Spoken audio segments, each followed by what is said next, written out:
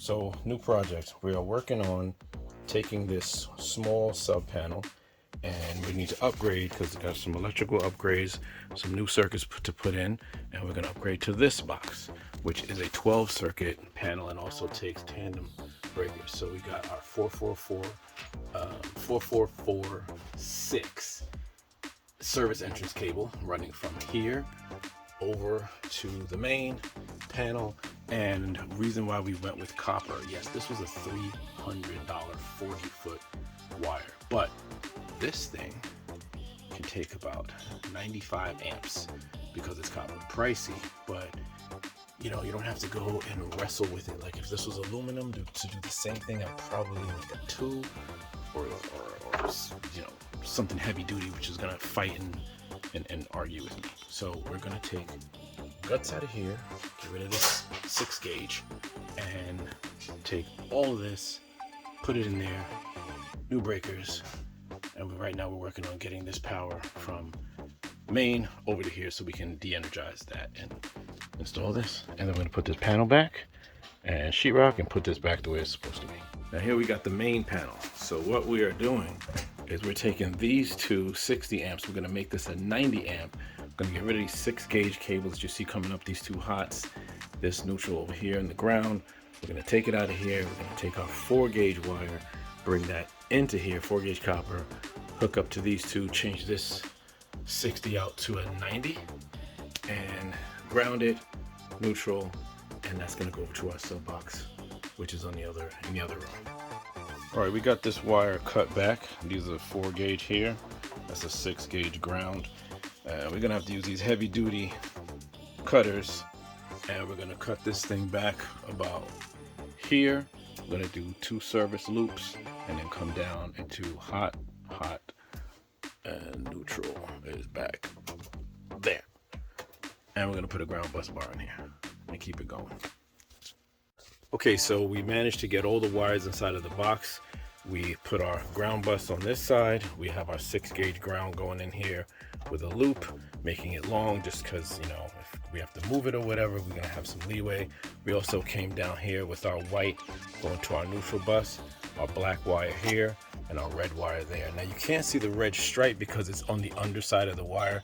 So I labeled it red, gonna get some electric tape in red and put red here and put red here so we know that's it. But we did put black tape on the black wire, and we also labeled in the box black. I don't know if you can see that, but yeah. So, and these are service loops. So we come down, we make a loop here, we come down here, we make a loop and make another loop, and that's just good best practices, because what we can do if this box needs to move up, down, or whatever we need to do, we have some leeway of moving the box around, and then we just didn't cut it short right here, and then we're stuck and we're dead in the water.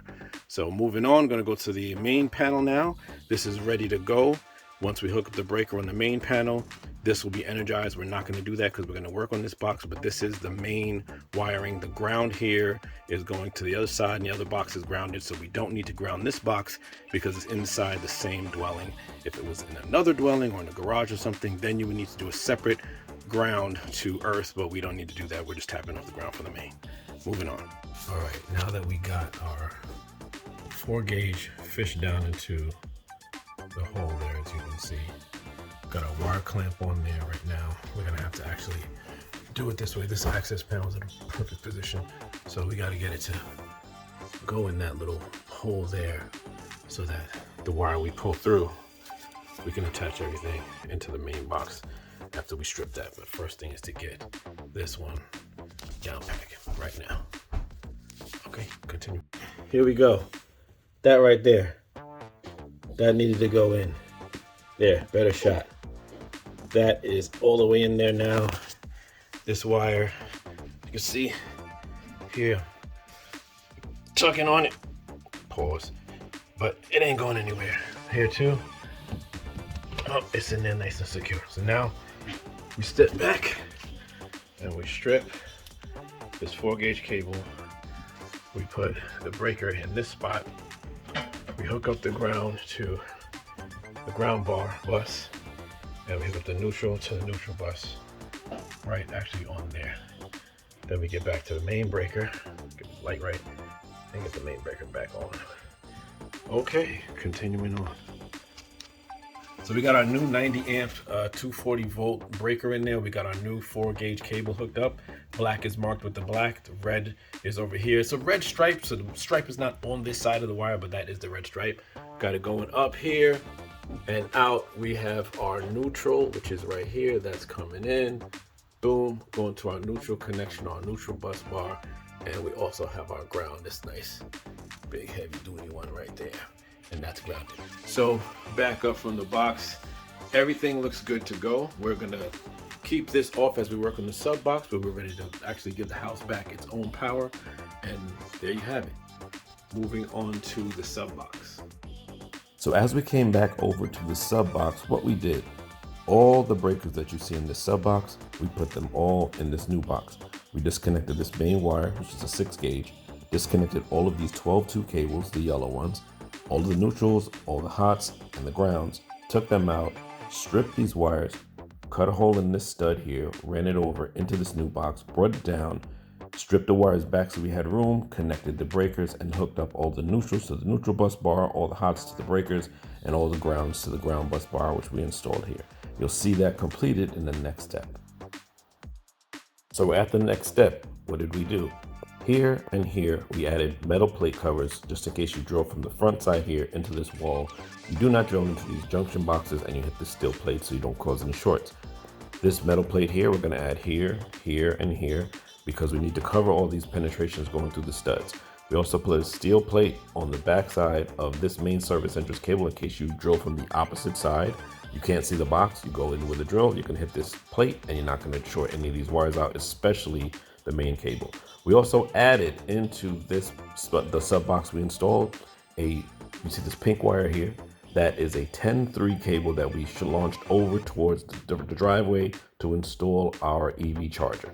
So this is the next step. You can see we added all the breakers from this box into here, finished our wiring, and you'll see that in the next step. Okay, we got everything wired in. So we put in our breakers over here. It's a 240 volt here.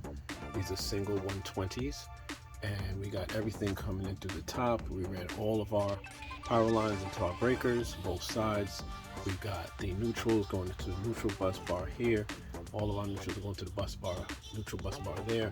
And we have all of our grounds on this ground bus. So this is a done deal for now. The next step is to hook up the EV charger, which we're going to use these 2 spares here. And then we got some other circuits we need to put over there and 2 more there. And this box is actually going to be full. Okay, so this project is a done deal. As you can see, we added the EV charger, 30 amp, 240 volt, going into a 10-3 wire. We only used the black and the red and the ground. So this is now a done deal. Put up the EV charger, all the other circuits are good to go, and on to the next project. And here's our EV charger, so just so we can capture the whole job in a finished state. There we go.